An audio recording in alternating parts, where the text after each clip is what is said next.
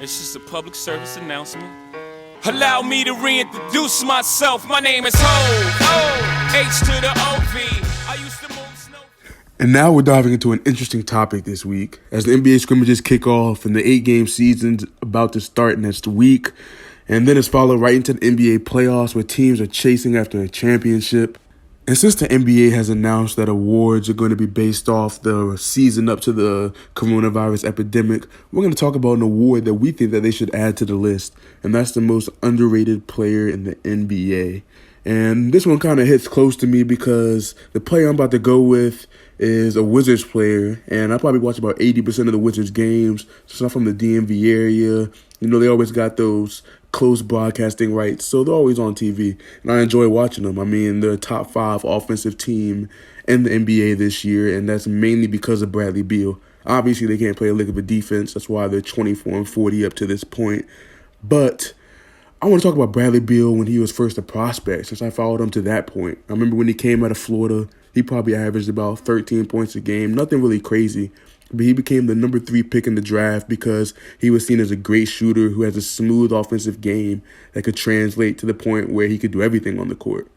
And flash forward to this point, he's averaging over 30-plus points, over 5 assists a game, over 5 rebounds a game, and he's the only player in NBA history to do that besides LeBron and Michael Jordan. But of course, he's the only one not to make the All-Star game. It's pretty rare, in fact, that a shooting guard is averaging over 5 assists per game. But with John Wall outside the lineup, Bradley Beal has had to do things that he never imagined he would probably have to do on an NBA team. And of course, he always thought he could put up 30 points or score as much as he can. But for him to go out and average 5 assists a game, 5 rebounds a game, and turn this team into a top 5 offensive efficient team by himself, and with just Davis Bertans as the second best player, I don't think he would ever imagine that. And on top of that, Bradley Beal put up back-to-back 50-point night games. He was the first player to do that since Kobe Bryant, RIP to Kobe. And for some reason, he was still left off the All-Star game roster. So just to break down the All-Star game voting, it's broken up into thirds when it comes to voting for starters. You have the fans who vote for players like Taco Fall in the top 10. You have the media, and then you have the players, the peers. So the peers voted Bradley Beal as an All-Star game starter. So he was voted as a starter by his peers. But nonetheless, obviously the fans didn't give him enough credit because Washington doesn't have a huge fan base, even though they should be a big market. And then it comes down to media. The media just didn't see enough of him because they always weigh down players that aren't on good teams. But that's besides the point. It really comes down to the reserves. So his peers, the players he plays against every night, the players he averages 30 points per game, 5 assists a game, and 5 rebounds a game, said he deserves to be a starter. But when it comes to the reserves voting is done strictly by the coaches in that conference. And the coaches in that conference decided that he was not an all-star caliber player. It's baffling that he can go out and bust teams' ass every single night, but he's still getting disrespected by the coaches. And the Wizards have won about 40 games out of the last 2 years, so they're probably about 40 and 85. And Bradley Beal has carried them to every single one of those 40 wins. He's been dominant. He can score from any point of the floor. He's really became a beast driver. Since when did Bradley Beal got this dunk package where he's dunking on players? I know they got that highlight of Andre Drummond, posterized him when he got traded to Cleveland. You see Bradley Beal hit step backs. He's done that his whole career. He's smooth at step backs. He has the pat. He's crossing players up. He's making players look silly. He's doing it all this year. He's hitting players, some of the best defensive players in the league, with hesitations and spin moves and just catching them and all. And that's why the peers voted him as an all-star starter. But enough about Bradley Beal's disrespect. Rob, who are you going to go with as your most disrespected or your most underrated player in the NBA? Yeah, Bradley Beal is up there when we talk about the most underrated players in the NBA for all the reasons you just said. And the fact that he didn't make the All-Star team this year, I mean, it's just complete blasphemy. Probably one of the biggest All-Star snubs of all time. But we can't act like this man's been getting screwed every year because he does have 2 All-Stars under his belt. And it did seem like some fans and people were starting to recognize him as the future All-NBA player that we believe he'll be after those consecutive 50 pieces. But because he has those 2 All-Stars under his belt, I'm not sure he can exactly qualify as underrated necessarily. So I got to go with someone else, and that is the walking bucket himself, Lou Will. While he does have the most Sixth Man of the Year awards on his resume already with 3, I could argue that he should have all 5 of the last 5 Sixth Man of the Year awards and the one this year. And because of the simple fact that he comes off the bench, more traditional fans will always overlook his game. And those that say he can't play defense or pass, they're right about the defense, because that's certainly his weakness as someone who is, 6'1", 175 pounds, trying to guard almost always bigger and stronger guys. But he's made significant strides with his passing ever since joining the Clippers. Doc Rivers clearly made it a priority to get Lou Will to get his teammates more involved and improve his facilitating, as he went from averaging 2 to 3 assists per game to now consistently putting up 2 to 3 times that. But when it comes to the game of basketball, defense, passing, rebounding, that's all great, but no skill is more valuable than putting the ball in the basket in the clutch when your team needs it the most. And other than maybe Kyrie Irving and Damian Lillard, I'm not sure there's anybody else I'd rather have the ball in their hands with my team down 2 and the game on the line than this man. Good offense always beats good defense in the NBA, and Lou Will's offensive arsenal is as good as any.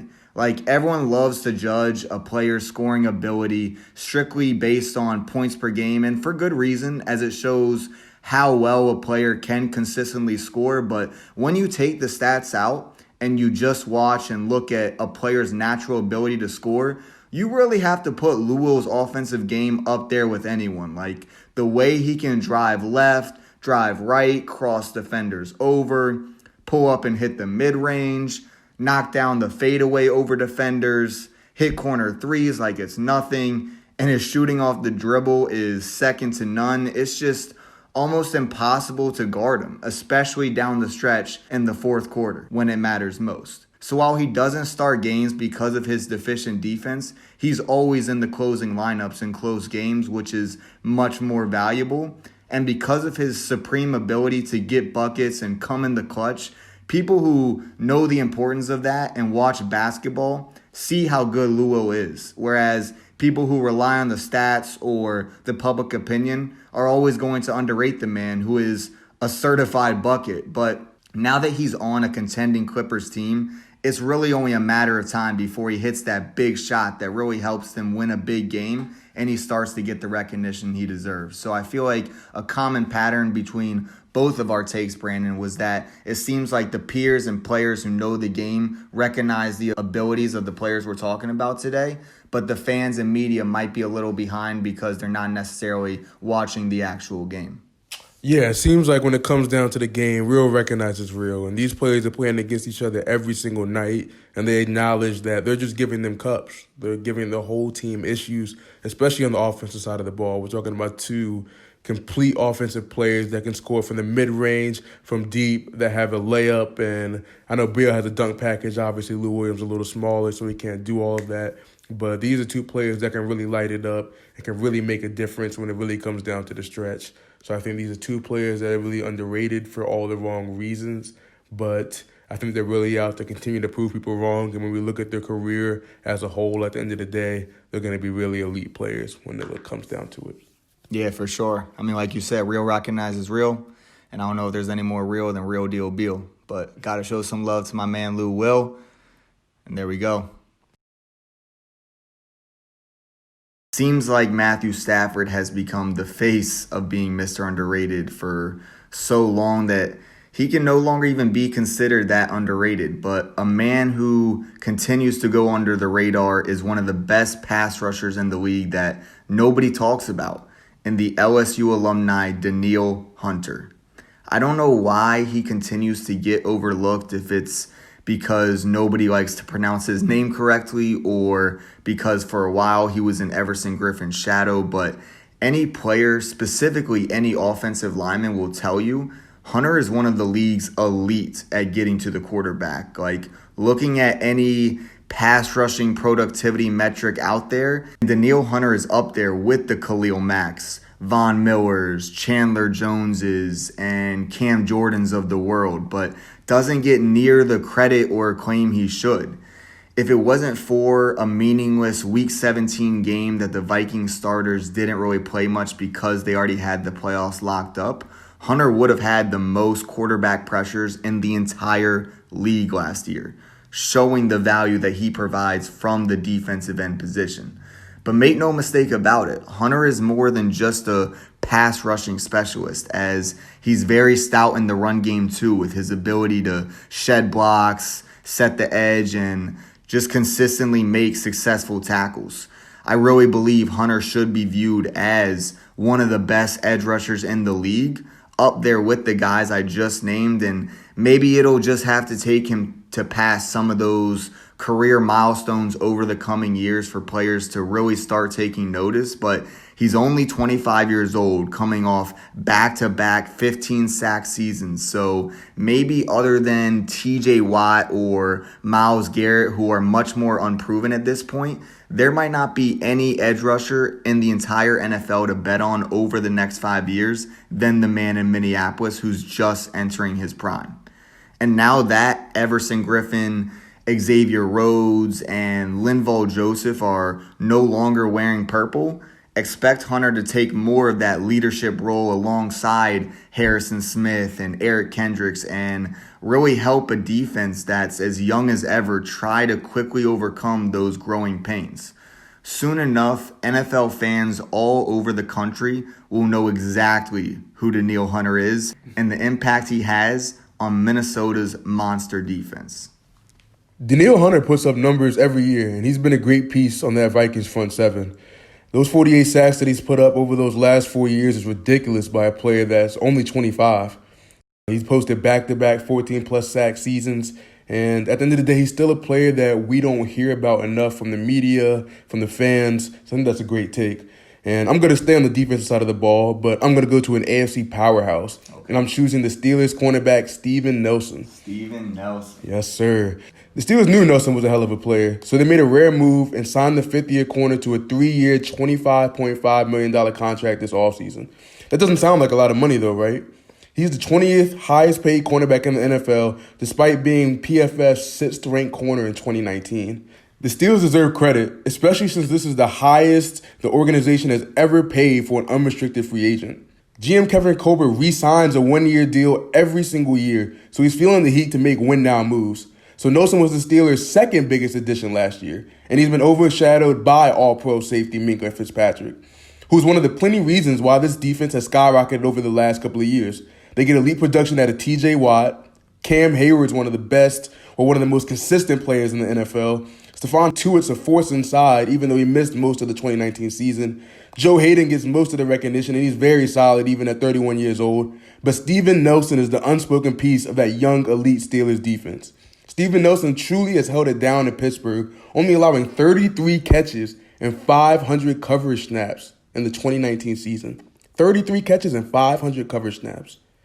The Nelson-Joe Hayden connection is working, though. It's been one of the best secondary duos of last season, and the defense was top 3 in passing yards allowed in the NFL. The fifth-year cornerback came from the 2018 Chiefs team, and he posted 4 interceptions and 15 pass deflections that year. The young pro shined in that abysmal defense, and that's probably why he's overlooked kind of at this point in his career. But the Chiefs elected to let him walk as his rookie contract came to an end, and Nelson has never been considered the number 1 or the best cornerback on his team in his NFL career up to this point, even though he's arguably been better than Joe Hayden and Kendall Fuller. Despite his above-average performances, Nelson still flew under the radar this season and did not get a Pro Bowl nod, but I expect those things to change in 2020 as he'll get some well-deserved recognition.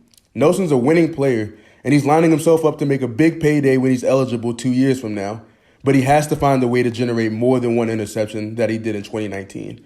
But that also relies on quarterbacks looking his way. Yeah, man. Heading into this show, I really believed Danielle Hunter was the most underrated player. But damn, even hearing that Steven Nelson was PFF's 6th-ranked corner, done all those things, locked up wide receivers on a game-to-game basis, and on the free agent market where players consistently get overpaid, he was only the 20th highest paid cornerback in the NFL. That's very interesting.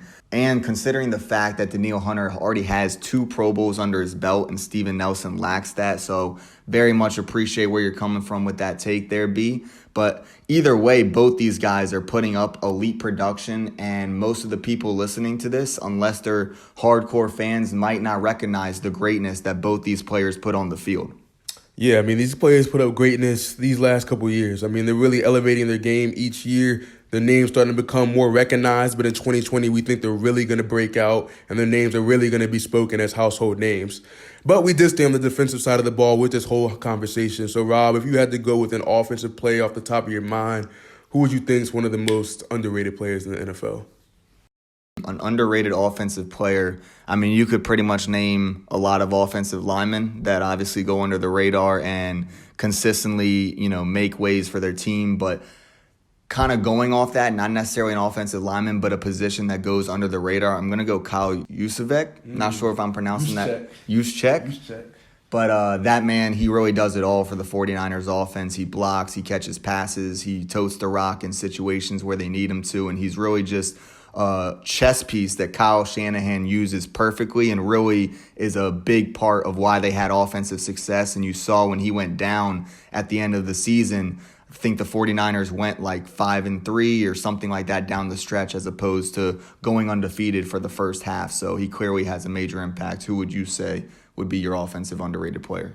Yeah, I think Juszczyk's a good choice. I mean, they call him Juice out in San Fran. He was actually one of my best bets of last year. I bet that he would score a touchdown in the Super Bowl, and he did just that. So shout out Juszczyk. He's a great blocker. He plays all over the field.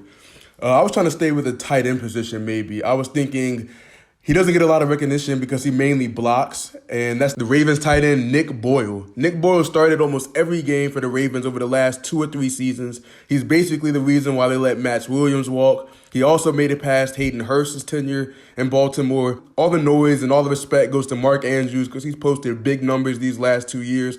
And this Ravens team is known for the rushing attack. And he's been a huge part in that. That's why he started most of those games those last 2 years, because he pushes blockers, he pushes defensive linemen around, and he just makes great spectacular plays. He gets to the next level, and he's not worried about getting that recognition. He's unheralded. He came into the NFL as more of an unheralded guy that played at the FCS level at Delaware, and yet he still just shined and made his mark in the NFL. Yeah, that's another good take there. But unlike Steven Nelson, the Ravens did pay Boyle the bank. I think they made him like a top 5, top 10 highest paid tight end, something like that. But the media and the fans definitely don't recognize him on a national level, whereas people who know the game, like the Ravens front office, obviously, made sure that they kept him in town, even with one of the top tight ends in the NFL and Mark Andrews. So clearly shows how they think about his blocking capabilities and the impact he has. And so those are some of the most underrated players in the NFL, some names to remember going forward. The real winners of the 2019 offseason were the Miami Heat. If you look at it, no team made a bigger leap this year in the East than Miami, and it really all started from acquiring all-star Jimmy Butler, who's playing his best basketball and has formed into exactly the type of leader Miami needs. They also added Tyler Herro and Kendrick Nunn, who've been playing like all rookies, and Butler's addition has really helped Bam Adebayo and Duncan Robinson take huge strides to really elevate Miami into a premier contender in the East, and has Pat Riley on the cusp of elevating this Heat team to a top-tier level if they're able to add another superstar over the next year or two. So the Heat won the offseason in the past and are set up for perennial title contention in the future. But let's talk about the present. We got NBA games officially back tomorrow, and my take today is that no team should see their odds of winning increase more than the Miami Heat. Kind of got into them last week during the Bucks episode, which goes into why Milwaukee shouldn't be considered the clear favorite anymore. But a lot of that really depends on if Giannis did or didn't have a hoop, which now he's saying he did. So if he was lying initially, that could turn into a freezing take pretty quickly. But if his jump shot isn't effective in Orlando, then the other contenders in the East are in a great position to take advantage of those extremely unique circumstances. And while I could see the argument for the Raptors, 76ers, or Celtics, there's really 3 main reasons why I think the Heat may not necessarily win the finals, but will make a longer playoff run now than they would have had it not been for the season suspension. So let's get into number one. Location, location, location. Every single game is in Florida. So while no team really has home court advantage, no other contender is even close to the city of Orlando besides the Heat, who reside only 3 hours south of that in South Beach. So while living in Florida for a few months kind of might seem like a sort of vacation to other squads, the Heat are used to that setting and more accustomed to that type of situation. Not to mention, the Heat had one of the best home records in the NBA and weren't so great on the road, and so they'll be playing absolutely 0 road games now, and maybe they would have had home court advantage in one playoff series, but now there's no team that has a better advantage due to the location of the games than the Miami Heat. So number 2, continuity and playoff experience can be thrown out the window. While teams who have been together for a while might be in a better situation than others in this type of situation, no team really has had their core intact for that long when you consider the last 2 wild off seasons. And having playoff experience really won't make a single bit of difference this year since no one has experience playing in this type of atmosphere. This isn't like any other playoffs. Like, that shit's irrelevant now. So the 2 main disadvantages that kept analysts from picking them to win aren't really much of a factor anymore, since you could see a young player be just as likely to go off as a veteran with 10 years of playoff experience under his belt. And now I get to number 3. It all starts at the top. While roster continuity and playoff experience might not be as important this year, it's undeniable that coaching and leadership is as important as ever. And not really talking about the X's and O's, but more of a morale building and direction setting type of leadership. Like, there is a lot of shit going on in the world right now, and I can almost guarantee the more players think about that, the more their performance is going to suffer. So having a proven coaching staff that can keep players focused on the goal at hand and has proven they can overcome adversity is huge in this type of situation. And the Miami Heat were the only team I heard was having a Zoom meeting every day. So it really just shows their commitment this season by keeping tabs on each other every day. It might seem like a small thing, but not letting up a single inch of chemistry or any continuity they were able to build up over this year slip in really any way, shape, or form, I think could have an impact as well. And there's very few coaches who have the track record as 2-time NBA champion Eric Spoelstra, not to mention Pat Riley in the front office, who have created one of the best, grittiest type of cultures there is in the NBA. And when you look at it, it's really almost guaranteed that any team who wins the East will have to go through Milwaukee. And this part really isn't affected by Corona, but no player is better equipped to guard a freakish athlete like Giannis than a freakish athlete like Bam Adebayo. So I'm not going to sit here and say, go invest your whole bank account on the Miami Heat winning the Eastern Conference, but like plus 800, plus 1200, like some of the odds I'm seeing, some good money right there. This team has the pieces to make some noise this summer, and if this was any other year, I would definitely hesitate to have much faith in a team with all this youth and inexperience, but 2020, this is exactly the type of situation the Heat need to win when it matters. I say the Raptors or Bucks mainly because of coaching and continuity. So those teams won't have to worry about being to a bubble or going through a new format and process because they're just a well-put-together franchise. And I actually stuck with the Bucks a couple of episodes ago, but I actually fuck with your take, Rob. So I'm going to ride your wave, and I'm going to go with the Miami Heat as well. Okay, riding the wave. We've actually had a couple of recent discussions about the Heat and how they have a great chance of really becoming a special team. And not only in the future, but now too. The Heat have won multiple championships in the last 2 decades, and maybe the most slept-on factor of the bubble is the effect Eric Spoelstra can have as a coach. He's won 2 finals, although they included D-Wade, LeBron, and Chris Bosh. But he's been there, and he's been with Miami throughout those championship experiences, and they still have that aura from being close to home. But like you said, this take doesn't necessarily mean they're going to win a championship. However, the Heat are 41-24, and they've already won 2 more games than they won last year when they went 39-41. The Heat have made the playoffs twice in the last 6 years, and Spoelstra is desperate to get back. The 12-year coach is arguably having his best coaching season of his career, leading a group of budding stars close to their ceiling potential. The Heat are hitting on all cylinders, and they're really getting back to great production from unexpected players like Duncan Robinson and Kendrick Nunn, who are having absolutely great rookie seasons. Acquiring Jimmy Butler was a massive move, and it's done wonders this year. Pat Riley's been running the front office, like you said, and they're really invested in their developmental prospects, such as Bam Adebayo and Tyler Herro, who were the last 2 first-round picks. Bam Adebayo and Herro have been 2 of my favorite developmental players over the last couple of seasons. Spoelstra and his squad has allowed the point forward or center the keys to offensive freedom. Now Bam feels comfortable bringing the ball up the court, dishing with his 5+ assists a game, and obviously doing what he does best, rebounding, dunking, and playing elite defense. Bam's what they call in baseball a 5-tool player. He can do everything on the court, but besides shoot threes at this point in his career. But you kind of get the reference I'm saying because he got the all-star bid because he's been able to dominate at so many different areas of the game. Herro just brings that juice and that flash that every team really needs. And he has the ability to heat up at any time and turn into the game to a blockbuster show. Herro's a 6'5" guard that can defend multiple positions and has above-average athleticism for his position. The sky's the limit for the shootout of Kentucky, and he's looking like he's going to reach the stars at some point in his career. But that's not it. Miami has key pieces across the board after making a good move to trade former first-round pick Justice Winslow for Jay Crowder and Iguodala. And Iguodala is a championship-caliber player and one of the best defenders since 2000. They also have Olynyk, who can stretch the floor some. They got Goran Dragic, who's a solid, savvy point guard who's been in the league for about 11 years. Derrick Jones is a versatile defender that can fly and posterize anybody at any moment. And, of course, the before-mentioned Robinson and Nunn, who are rookies that are really showing out this year. This is just a well-put-together team overall, and they've really been bonding on the courts. So let's hope Spoelstra and the squad can continue this momentum throughout the playoffs. Miami's turned some heads throughout the season, but they're really going to open eyes very soon. This team's defensive versatility is up there with Toronto and Philadelphia's, which clearly outweigh any other team in the Eastern Conference. So expect this team to give Philly, expect this team to give Milwaukee, Boston, Toronto, all these teams a run for their money, not only because of the defense, but because of the chemistry this team has developed throughout the season and the potential of some of the young stars.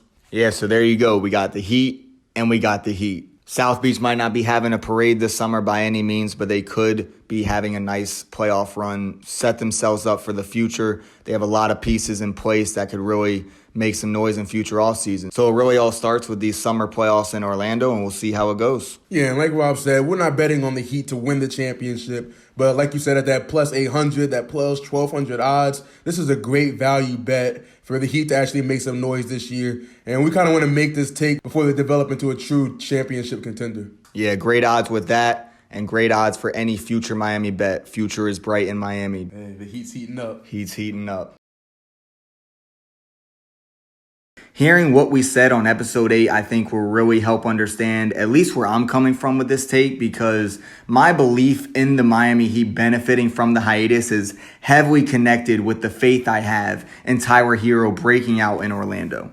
The rookie guard has all the makings of a future All-Star and has already shown his ability to hit big shots in big moments this year, like when he put away the Philadelphia 76ers. Yet when you look at the stat sheet, Herro's only averaging 13 points a game on 41% shooting this season. That's chum's change compared to what he's capable of, and he showed that the other day when he put up 20 points in Miami's second scrimmage of the restart. And that was with only making 1 of 5 three-point attempts.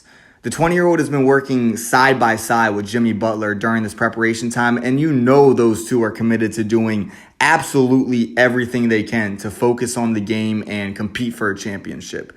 There's also just something about Herro that's unexplainable, like that it factor kind of thing, and the Kentucky Hooper definitely has it. This kind of atmosphere and setting they'll be in this summer seems like exactly what will help Herro get in his bag and go off for around 20 points a game as compared to the 13 or whatever he was putting up during the season, and really establish himself as a major contributor for Miami's upcoming playoff run.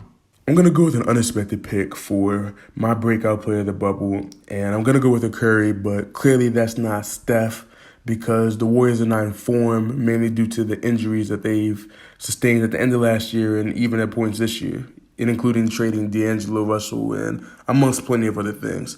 But with Steph not making the playoffs for the first time in God knows who long, the family gets to focus on that of the younger brother Seth, who is the fourth leading scorer on the seventh-ranked Dallas Mavericks. Seth Curry has been a knockdown shooter for the fourth consecutive season, as he's posted another season shooting over 42% from three, and he's even averaged over 45% from three out of the last 4 years. Despite only playing 24.5 minutes this season, Curry's averaging over 12.5 points, and he's only shooting 9 shots a game. But he's shooting those 9 shots of the game at a 50% clip. Now, I just sat here and threw all these numbers at you, and I just wanted to do that just to let you guys know that this kid is really a serious shooter.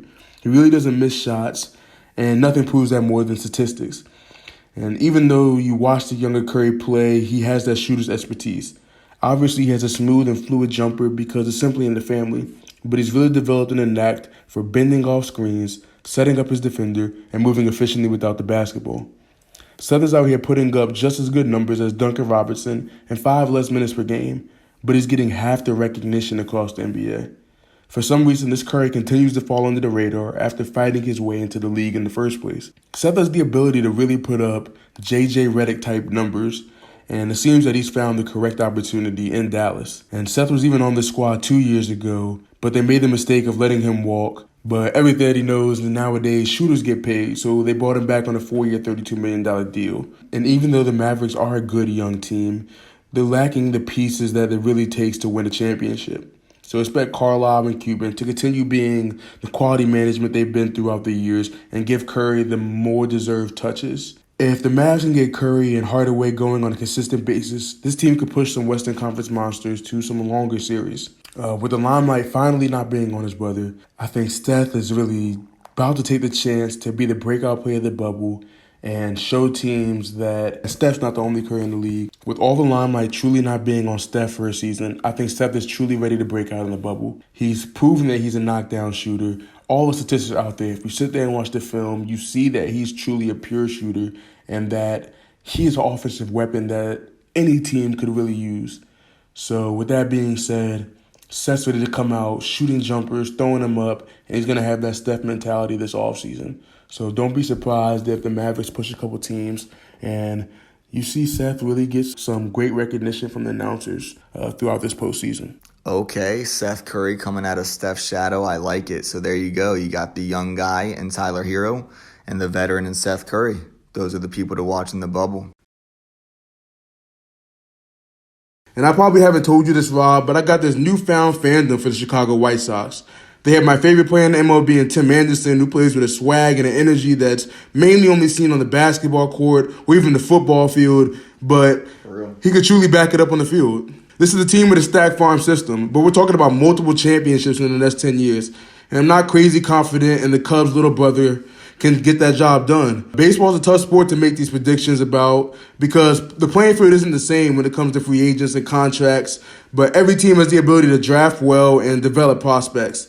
And I think baseball needs one of the small market teams like the Royals of recent, but I'm going to go with the Atlanta Braves. The Braves boast a wild core of Freddie Freeman, Ozzie Albies, Ronald Acuna, and Austin Riley, and even other up-and-coming prospects that can hit the cover of the baseball. There's no secret that this team likes to mash and thrives off the bats of the big-time players. But the weakness of this team can become the pitching staff, like Mike Foltynewicz, who has disappointed since his All-Star season. But what they do have is ace Mike Soroka and a group of quality caliber starters in the 2020 season, such as Bryce Wilson, Kyle Muller, De La Cruz, and more. I dive deep into those players, but what y'all should do is monitor the Braves' future outlook, and you'll understand the depth and potential this team boasts in the 2020s. But I'm just a true fan of what the Braves have to offer. I'm definitely a fan of the chop with teams like the Indians, Chiefs, Florida State, and all that. So the home field advantage is huge. And the only Native American team that hasn't been able to really drive that much influence is the Washington football team. But before I get off track, this team is a dominant home team as they led the NL in wins last year at home with the 50-31 record in Truist Park. Good enough to be second in the entire league behind the Bronx Bombers and the New York Yankees. But for all those reasons, I think the Braves can continue to build on their back-to-back NL East titles. And unfortunately, they're in a division with Soto and the Nats that just won the World Series last year, the potential A-Rod, J-Lo, and Syndergaard New York Mets. And who knows what the Phillies can bring together or build around Bryce Harper. But none of them will top Atlanta because this franchise is hungry to get back to the success that they haven't had since they won a championship in 1995. Yeah, the Braves, Padres, White Sox, they're all great sleeper picks here with stacked farm systems, and maybe we'll make some take another time about them in the future. But when you think about teams being capable of not winning just one championship, but putting together multiple seasons of championship success, which is kind of what we're talking about, it's typically a team who is a prominent organization like a Boston Red Sox or New York Yankees or Giants or Dodgers. And the big market factor that so evidently affects prolonged success, along with other key factors like having a talented roster or high-level management team, young assets, and already proven playoff experience, it seems to me that the Los Angeles Dodgers are the clear-cut choice here when you take those into account. While I do respect your take about the Braves, that's a team that hasn't won a playoff series in almost 2 decades when Chipper Jones and Greg Maddux were their best players. So to me, there's really only 2 teams that I'd be willing to bet the house on that they'll win at least one championship this decade. And that's the Dodgers and then the Yankees with their renaissance of the Murderers Row in their lineup. The thing about the Yankees, though, is even with Garrett Cole, they still don't have the pitching in place that inspires as much faith as people should have in the Dodgers, who have 3 franchise pillars in Cody Bellinger, Mookie Betts, and Walker Buehler, who all look like perennial MVP and Cy Young candidates for at least the next 5 years. Plus, you got extremely promising young talent like Gavin Lux, Dustin May, Julio Urias, and Corey Seager that could really all help collectively bring LA their first title since 1981, back when Fernando Mania was going wild. It's a new era in the City of Angels, and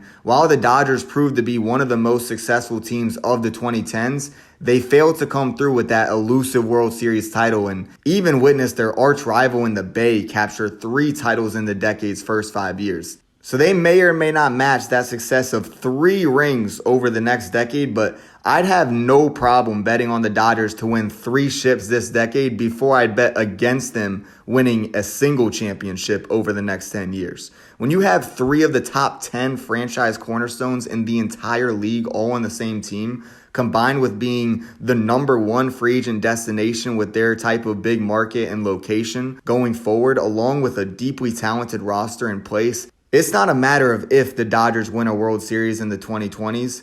It's a matter of how many will they win. Yeah, the Braves haven't won a series since the 90s, and that's why I think they're due. I know I said drafting can overcome payrolls, which it can, but the Dodgers are quite an outlier. They're the number 2 in payroll in the league, and I really don't like the MLB's payroll system. It's different from the NBA. It's different from the NFL. They're the only one that allows bigger market teams to just completely shit on smaller market teams by millions and millions of dollars. Yeah, no salary cap. No salary cap. So the Dodgers are number 2. The Braves are somewhere in the middle pack around 15, 16, and I just feel like that's an unfair advantage. But let's look at the top 4 teams in that payroll. It's the Yankees, the Dodgers, the Red Sox, and the Astros. All those teams have had immediate success over the past, but the Dodgers continually disappoint year after year. And maybe they can win a World Series this year because of this Corona bullshit. But in a full season, they've just haven't gotten the job done. And maybe that's led by Clayton Kershaw. Maybe that's the reason why they can win multiple championships in the 20s, which is a huge possibility. They have a great core. They're doing everything right. So I like your pick, but, I got to go to bat for my Atlanta Braves. Hey, as far as I know, those Corona pennants go up right next to the ones that they've won in the past. So sounds like we're both taking teams that haven't won a single championship in the 21st century, but we both believe they will be crowned champions in this upcoming decade. Exactly. I mean, like you said, it doesn't matter if it's this year, the pennant still stays up in the stands. Even if you cheat like the Astros in the past, the pennant still stays in the stands. So hopefully one of these teams can win championships and multiple ones of them in the 20s, and they'll probably be dynasties if our predictions are correct. Man, bringing up the Astros, the Washington football team, this episode's full of controversy, but lock it in. That's our take for the day, and you can find all pro sports takes on prosportsoutlook.com, or even better, if you're already subscribed to Pro Sports Outlook's YouTube channel. And that wraps up this episode of Pro Sports Takes. And remember, we encourage everyone to go ahead and leave comments about the player or even the team you want us to discuss. Tweet us at PSO_sports, or simply use the hashtag ProSportsTakes. And we'll continue to monitor what's hot so we can give it a spot on our future show. Thank you all for listening. We'll see you next week.